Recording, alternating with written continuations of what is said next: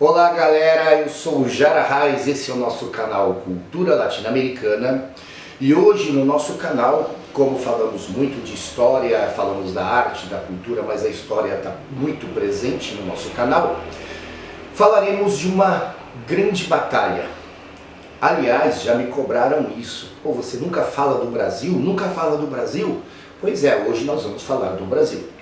Falaremos da Batalha do Passo do Rosário, ou Batalha de Ituzaingó, como queira. Esse é o nosso canal Cultura Latino-Americana.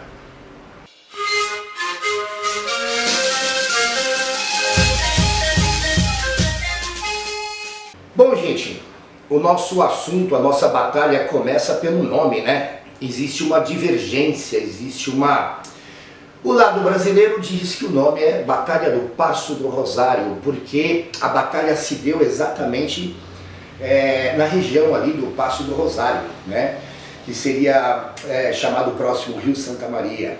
E os argentinos chamam Batalha de Ituzaingó, pelo fato deles terem, antes de entrar na batalha, analisado a carta geográfica da região, para ver, né, como iria dispor, como iriam colocar as suas tropas, e identificaram ali um arroio, um pequeno riacho, né, o riacho com o nome de Ituzaingó. Então, para o lado argentino ficou Batalha de Ituzaingó, e o lado brasileiro, Batalha do Passo do Rosário, que sem dúvida nenhuma foi considerada talvez uma das batalhas mais sangrentas da história do Império Brasileiro, da história brasileira. Em 1816, que é o ano de independência da Argentina, as tropas portuguesas invadiram a Banda Oriental, que hoje é conhecida como Uruguai. E depois da derrota de Artigas em 1820, foi ocupado por completo pelos portugueses. Em fevereiro de 1825 foi anexado ao Império Brasileiro, com o nome de Província Cisplatina. Com o Congresso de Viena, em que os ingleses expuseram a questão da independência das colônias americanas, os povos sul-americanos viram essa atitude como exemplo e aspiração. Liderados pelo coronel Lavalleja, orientais provenientes de Buenos Aires iniciaram o movimento do Uruguai de independência da última nação de origem espanhola da América do Sul. Em pouco tempo, a revolta atingiu Montevidéu. Em 25 de agosto de 1825, em Florida, uma assembleia de orientais declarou a independência da província Cisplatina e a sua confederação, as Províncias Unidas do Rio de la Plata. 2 meses depois, em 25 de outubro de 1825, o Congresso de Buenos Aires proclamou a província Cisplatina reintegrada à província do Rio de la Plata. O Brasil, que até então mantinha a posse desse território, declarou guerra às Províncias Unidas do Prata em 10 de dezembro de 1825 e declarou bloqueio naval do estuário do Rio de la Plata.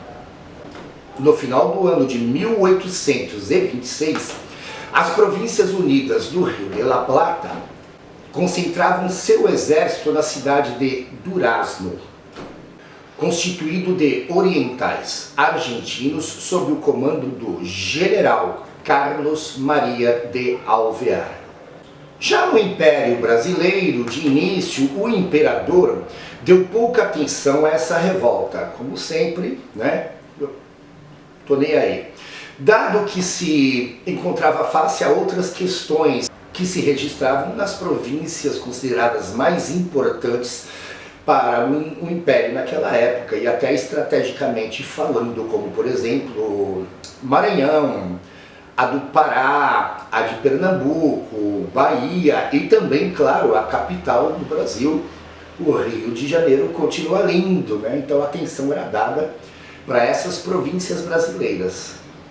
Contudo, quando essa revolta rapidamente ganha apoio da população uruguaia, deixando apenas pequenas guarnições em Montevidéu e também na cidade de Colônia, Uruguai, Dom Pedro teve que recrutar mais rapidamente possível reforços, né? Vamos lá, vamos contratar reforços, lateral direita, lateral esquerda, centroavante. Não, mentira, gente. Dom Pedro foi atrás de mercenários alemães e trouxe um grupo, um pelotão de soldados mercenários alemães para reforçar o time brasileiro ali, sabe como é que é, né? Deficiente no meio de campo, precisando de zagueiro, não tinha atacante, essas coisas assim, né? E ali contava com poucos recursos para debelar esse levante, né?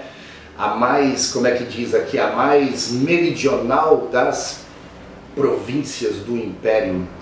Enquanto o Brasil teve que improvisar o seu exército, comandado pelo Marquês de Barbacena, o general Alvear contava com um exército totalmente experiente de soldados que já vinham anteriormente das guerras da independência da Argentina. Então o Alvear já contava com esses soldados, que eram soldados que conheciam melhor do que ninguém os campos de batalha e conhecia a ordem unida, conhecia estratégias militares e sabia obedecer ordens. As tropas provenientes unidas do Rio de la Plata atravessavam rapidamente a região central da Banda Oriental, sofrendo dificuldades pela ausência de, talvez, ali, estradas adequadas, caminhos adequados, né? E recursos para marcha, né? Para grandes unidades. Ali também eles não tinham muito recurso na época.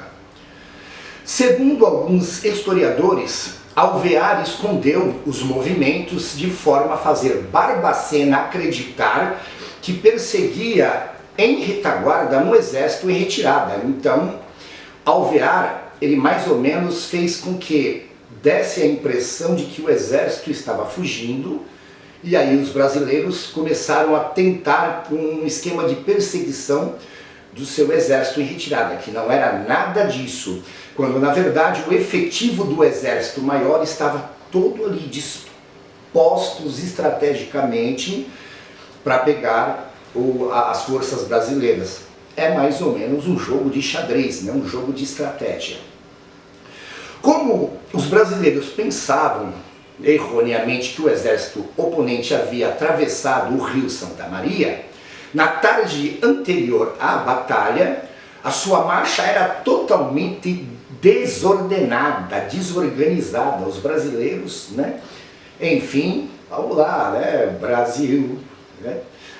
Ali eles acabam surpreendidos, então, ao ver o general Alvear ocupando as colinas da região, então decidem, vamos lá então, né? Já que vamos atacar, decidem atacar, chegando o resto do exército para poder ajudar no ataque.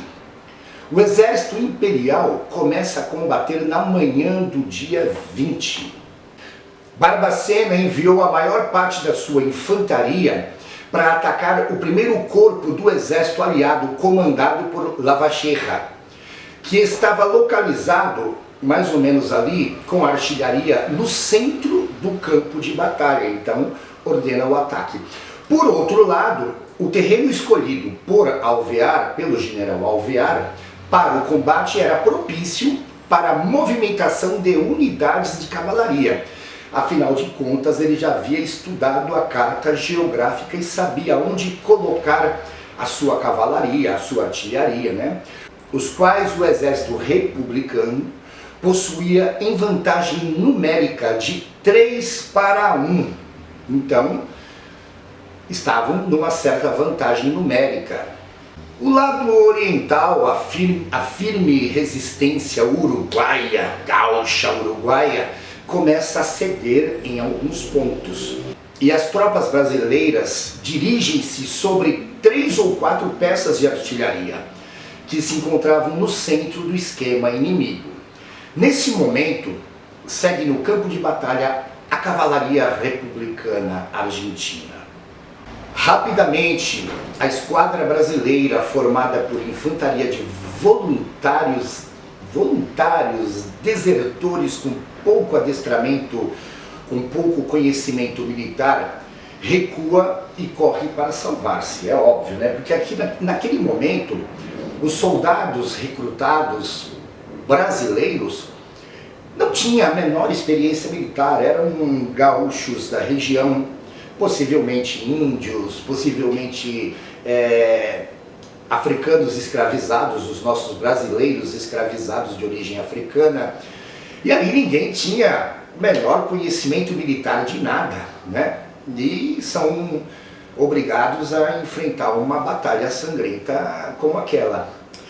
Em vão, o Marechal José de Abreu tenta conter seus homens e acaba perecendo no campo, muito provavelmente alvejado de balas pela própria divisão brasileira do general Crisóstomo Calado, que houvera ordenado às suas tropas a disparar contra brasileiros em fuga, que com certeza comprometeriam a capacidade da manobra militar, né, da sua própria divisão. Então, os próprios brasileiros ordenaram disparar contra brasileiros que fugiam naquele momento daquela batalha sangrenta.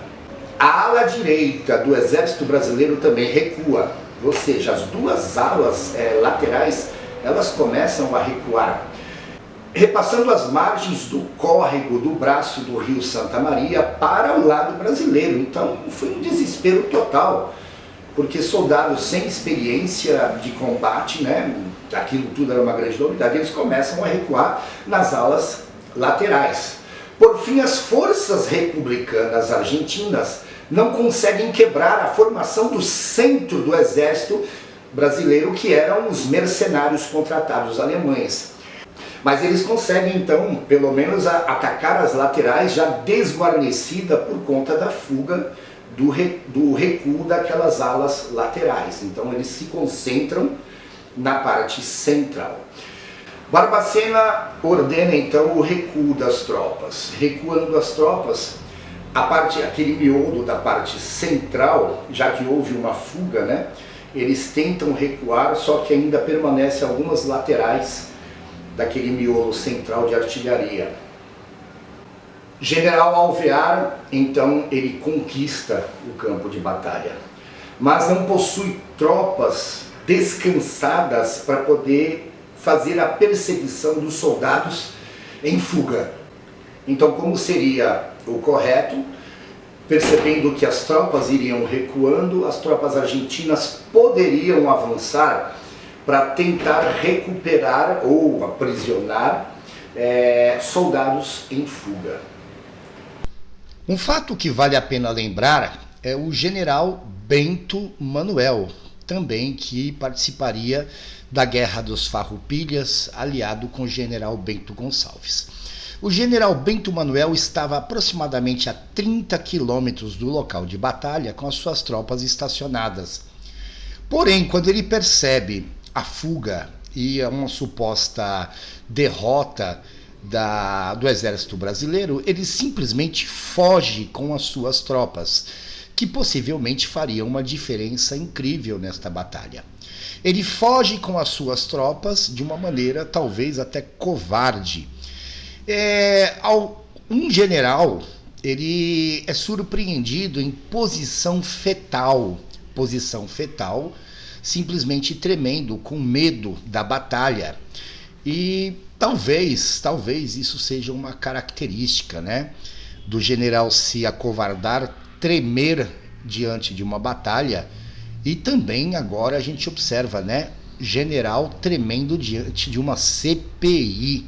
É um fato a se pensar. O próprio general Bento Manuel viria a trair depois Bento Gonçalves na Guerra dos Farroupilhas, mudando de lado duas vezes, indo para o lado do Império, voltando para os Farroupilhas, indo para o lado do Império. Então já estava impregnado, né, essa coisa da traição no general brasileiro Bento Manuel. A grande parte dos cativos, a grande parte dos prisioneiros que foram feitos pelo lado argentino foram homens das tropas de Barbacena, então tiveram algumas prisões, sim. Essa batalha, gente, durou 11 horas.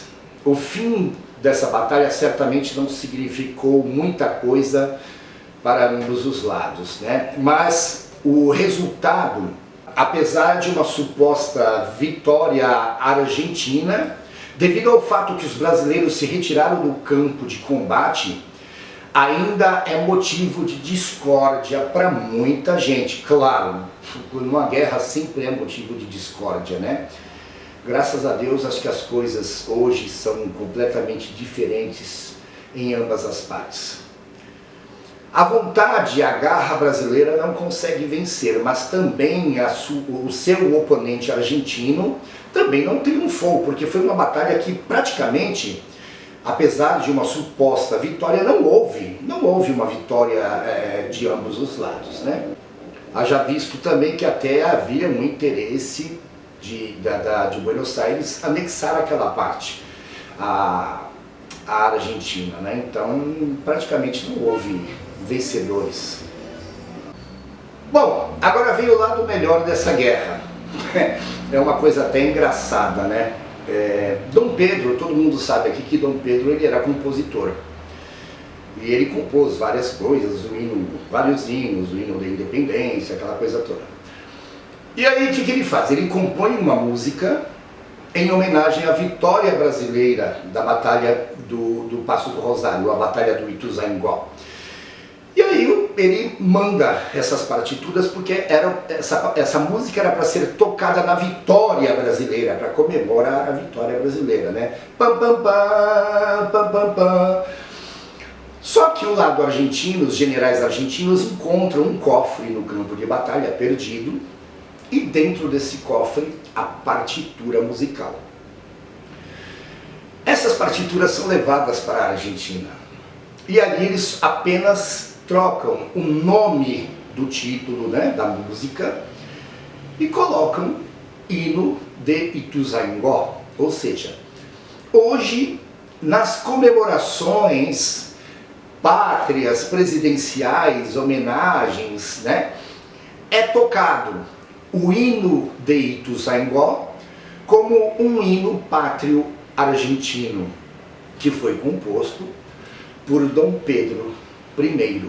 Então, diante desse fato, nós deixamos vamos colocar assim, deixamos uma herança, apesar das mortes, apesar da chacina, apesar do derramamento de sangue de ambos os lados, que foi considerada talvez uma das batalhas mais sangrentas brasileiras, nós tivemos aí algo de bom, né? Um hino, a música, e talvez até com uma metáfora, né?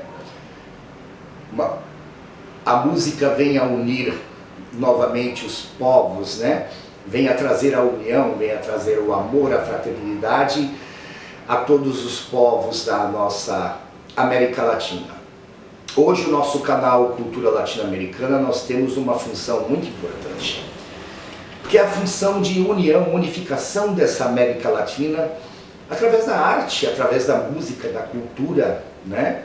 Às vezes as pessoas me perguntam assim, você é brasileiro? Eu falo, não, eu sou um cidadão da Pátria Grande. Porque eu acho que é muito mais além de você ser brasileiro, de você ser argentino, de ser chileno ou boliviano, mas pertencer a uma única nação, né? Uma nação unificada através de sua cultura, de sua arte, dos seus povos, dos povos originários, né? Então, quem sabe a arte, quem sabe a música não seja esse pontapé inicial que tanto desejamos para a busca de uma unificação, vamos dizer aí um sonho, né? Uma unificação continental, de uma única pátria, uma pátria colorida, né? Como é a bandeira do Impala, toda colorida, de todas as cores, de todas as etnias, de todos os povos que compõem a nossa querida e imensa Pátria Grande. Muito obrigado a todos e espero que tenham gostado. Como eu sempre falo, são pequenas informações, nós encontramos conteúdos maiores e melhores. Então vamos lá, vai estudar, vai buscar a informação, conhecimento sobre a nossa América Latina. Um grande beijo no coração de cada um de vocês e curta o nosso canal, se inscreva e propague a nossa ideia. Valeu, gente!